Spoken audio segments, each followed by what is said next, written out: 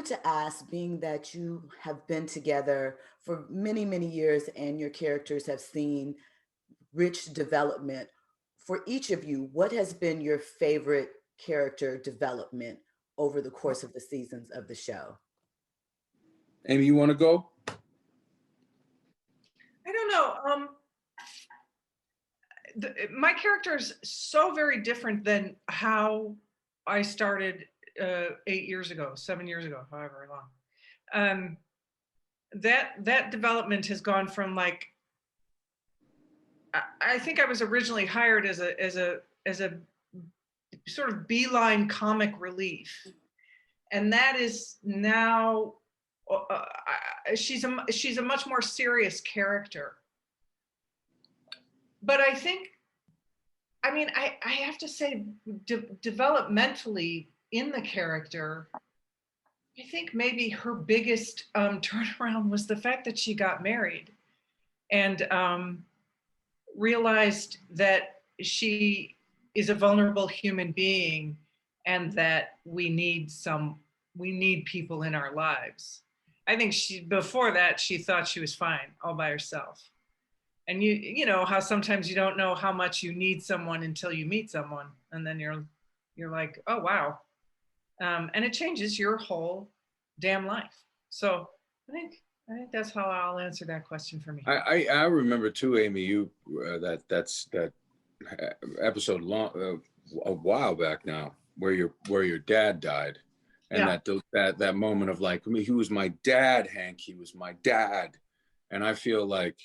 If I remember correctly, it's so funny. I can't remember what we did last week, but I can remember very poignant moments. And that was one of those moments where I feel like she shifted, where the writers went, oh, no, you know what? Let's, you know, I think that Platt and Voight are kind of, you know, the surrogate mom and dad of the unit, and try to do their best to impart wisdom upon the kids, even though I'm a 37-year-old man. I'm gonna duck out for a second. Weeping. I'm weeping off camera. 37. Oh God. Royce, go. Yeah. I think, you know, I can name a few moments naturally, but one that stands out for me now is when Atwater had to, because of the job, right? The job kind of forced him to have to let go of his brother and sister, who he had been taking care of for so long, and, you know, who naturally he loved with all of his heart. And I don't think he got on the job. I believe his intentions of being a cop was so that he could protect and serve his community a lot more effectively. You know, and somewhere along the way, it seems like the gig kind of turned his head on him and forced him to really have to think twice about not just being a cop anyway, but also, you know, how safe are my people? You know what I mean? Not just my brother and sister, but the people in my community because of this job. And so there's an interesting relationship that he develops with the police that I think turns into something very dope. And dark at the same time, but I think that's the struggle that compels our audience. You know, when we run big plays around Atwater, but definitely, you know, the letting go of my little brother and sister on the show is what I remember, that being a powerful turning point for the character and his growth. So, just staying on the fan topic, who do you think has a stronger fan base, your strippers or Beyonce's fan base? Because your strippers seem to go really, really hard. So if there was a battle, who would win?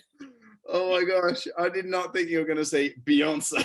I was like, I thought you were getting a Med or PD. No, Beyonce. Oh my God, what? How can you even vaguely compare us to Beyonce? But I'll take it, sure. Our fans are awesome. Yeah, they are. It is very intense. There have been a couple of threads that I've seen from fans where they take every single moment that Brett and Casey have been together, and they break down why there's been this gradual build up to where we are now. And like, it was kind of toward the beginning of the season. And to be quite frank, like, it actually kind of helped me with my homework a little bit, because I was like, oh, I forgot about that. And so it's, you know, it's cool. Like, it's great to be on a show that's in its 9th season, and to be having fans who are this invested in the characters on the show. You know, it's still new for them, and that's great.